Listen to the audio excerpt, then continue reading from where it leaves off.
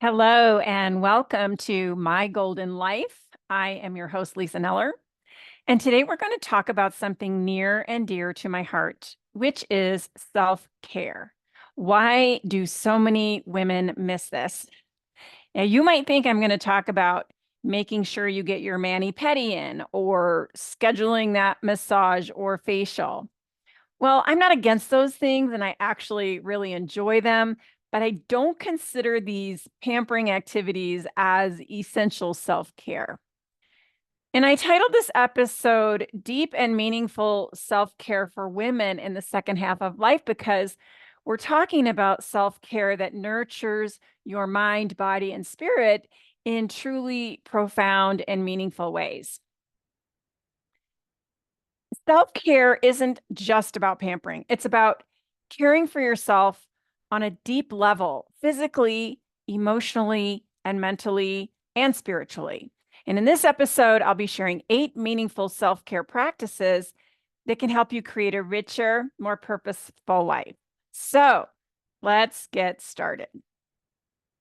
I want to start with your health because without great health, everything else suffers as well, right? So, number one is to prioritize regular physical exams and health screenings. This might seem like a practical, mundane activity, but it is foundational self care. And particularly as we age, our bodies change, and regular checkups can help us stay ahead of any potential health issues or risks. So, whether it's an annual physical, mammogram, bone density test, or even a simple blood test, these appointments are an act of self love. I want to add going to the dentist in there as well. I'm really particular about dental health. Like, I floss every day, I do all the things so that when I go to the dentist, it's kind of a piece of cake. I love it.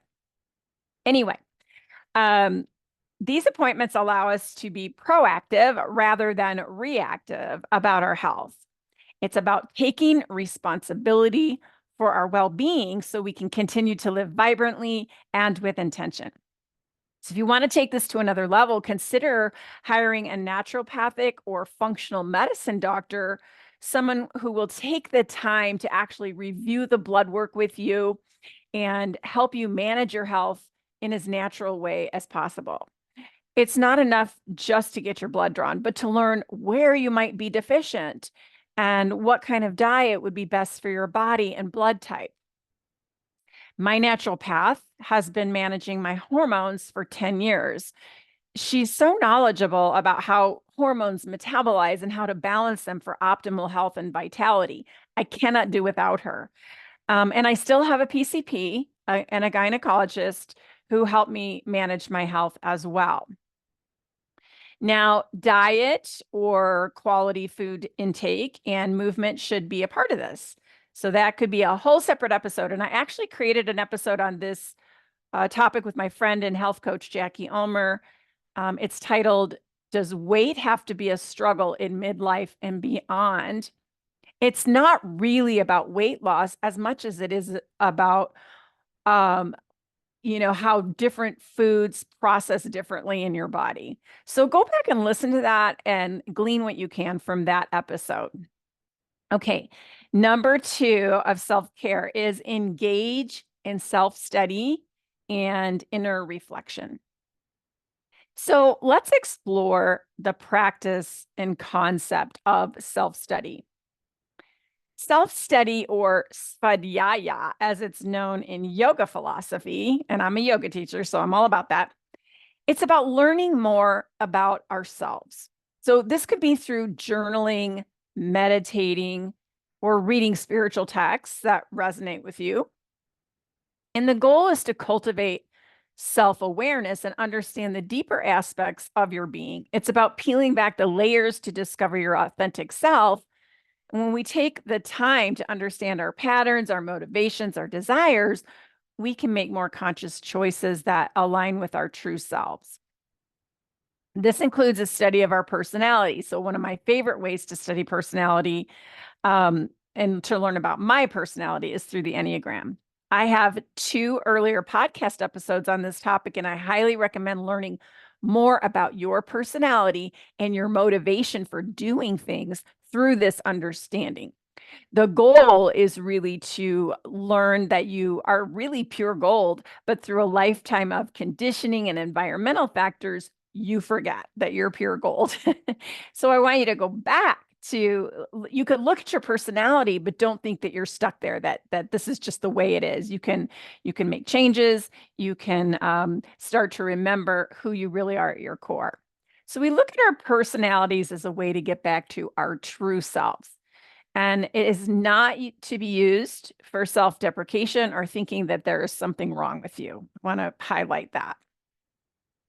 Okay, number 3, dedicate time for solitude and reflection.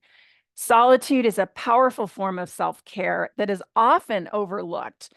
In our busy lives, we're constantly surrounded by noise, obligations, and distractions. But carving out time to be alone with your thoughts, even if it's just 10 minutes a day, can be incredibly rejuvenating. Solitude allows us to reconnect with ourselves, listen to our inner voice, and recharge. Whether it's a walk in nature, sitting quietly with a cup of tea or coffee, or meditative breathing, these moments of solitude can bring clarity, peace, and a sense of feeling grounded. I recently decided to take up to 30 minutes a day just for thinking time. So notice I said up to, because we don't always have 30 minutes a day. But during that time, there's no agenda, there's no phone, there's no work, there's no play. It's just sitting and thinking. Now, you could also do this walking. So if you, instead of listening to a podcast, just take 20 to 30 minutes, go for a walk, and don't listen to anything. Just allow yourself to hear what's coming into your brain, what the thoughts are, what occurs to you, that kind of thing. So also, I just wanted to share with you that my husband and I do have time apart. Now, we've been together and madly in love for 45 years.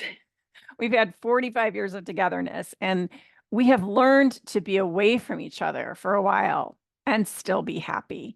And I think this is important for couples. I think you need to take yourself on a solo trip every once in a while and find time to do what feeds your soul. Number 4, cultivate a loving relationship with yourself. And I could have, put this at number 2 probably. But self-love is the cornerstone of all self-care. It's about treating yourself with the same kindness, compassion, and respect that you would offer a dear friend. And this might involve using positive affirmations, setting healthy boundaries, or simply being gentle with yourself when things don't go as planned. Remember, you are deserving of your own love and compassion. A beautiful exercise to enhance self-love is to look at yourself in the mirror each morning and say, I love you, followed by your name.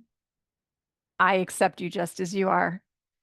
And it might feel really strange at first, but it can be incredibly transformative over time. I know people who have done this, people who are like really wounded and really had low self-esteem, and they really did this exercise and it changed them.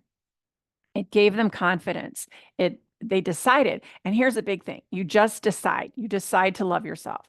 Pretend you are speaking to your best friend when showing compassion for yourself. Loving yourself means using language that is loving and positive, just like you would use with a family member or a friend. Okay, number 5. Immerse yourself in spiritual reading. So feeding your mind and soul with nourishing content is another profound form of self-care. So spiritual books, whether they are religious texts, philosophical writings, or self-help guides that resonate on a deeper level, can offer wisdom, comfort, and inspiration. So set aside a little time each day or week to read something that elevates your spirit and expands your perspective. This practice not only enriches your mind, but also aligns your thoughts with a higher purpose or meaning, guiding you to live with more intention and grace. And that's what this podcast is all about. I know So you might even get buy a deck of cards, inspirational cards, and read one a day. I know Oprah has one out. And if you go to Amazon, you'll find a bunch. You just plug into Amazon inspirational daily cards or something like that. So the point is that connecting with something greater than yourself helps you stay grounded, and reading is one way to maintain that connection. Okay, number 6, journaling as a tool for healing and insight. So journaling is a powerful way to express your thoughts, emotions, and experiences. It allows you to express yourself freely without judgment and can be a great tool for problem solving, emotional release, and self-discovery. You might journal about your day, your dreams, your fears, or your gratitude. There are no rules. And honestly, I downloaded, I think it was thousands of ideas for journaling. They're called journal prompts. So the act of writing things down can provide clarity, reduce stress, and help you track your growth over time. It's a wonderful way to check in with yourself and honor where you are on your journey. There are literally thousands of ways to journal, as I had just mentioned. And so you could even Google it yourself and just see how many ways are there to journal and what kind of journal prompts are there out there. In fact, next month in Phoenix, I'm offering a journal jam pop-up to help women in my area get started and to form a community of women who want to experiment with journaling. So I'm really excited because what my plan is to take journaling to the next level. Number 7, seek out and nurture community connections. So community is important. And while time alone is important, so is connecting with others. Being a part of a community, whether it's a book club, a yoga class, a spiritual group, or even a supportive online community, provides us with a sense of belonging and shared purpose. We all want to belong. Community connections remind us that we are not alone, and they give us opportunities to both give and receive support. It's about creating and nurturing relationships that uplift and inspire you. So seek out those connections and invest in them. They are a vital part of your self-care toolkit. And I really believe that people live longer when they are in community, when they have people around them all the time. Okay, number 8, practice mind management. Now, this is one of my favorites. Mind management is about taking control of your thoughts and being intentional with what you allow into your mental space. This can include practices like mindfulness, meditation, journaling helps with this too, or simply being aware of the quality of your thoughts. Negative self-talk and limiting beliefs can be incredibly detrimental to our well-being. So it's important to catch those thoughts and reframe them in a more positive and constructive light. Mind management is about training your mind to work for you, not against you. And it's a lifelong practice that can greatly enhance your quality of life. All right, I have some closing thoughts here. These 8 practices are not about adding more to your to-do list. They're about creating space in your life for what truly matters. Deep and meaningful self-care is about aligning with your highest self and nurturing your mind, body, and spirit in ways that honor who you are. Remember, self-care isn't selfish, it's necessary. It's how we show up fully for ourselves and in turn for those we love. I encourage you to explore these practices, experiment with them, and make them your own. Your self-care journey is deeply personal, and it's all about finding what resonates with you. And before we wrap up, I do have an exciting invitation for you. I'm hosting a free Life by Design Masterclass via Zoom on Thursday, September 12th, 2024 at noon Mountain Standard Time. This masterclass is all about designing a life that aligns with your deepest values and desires, and perfect for anyone looking to take their self-care to the next level and their personal growth. So to register, head over to lisanellercoaching.com/by design. That's BYDESIGN. I would love to see you there.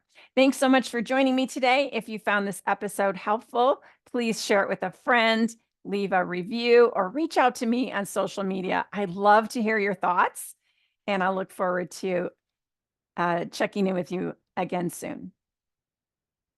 Have a beautiful day, everyone.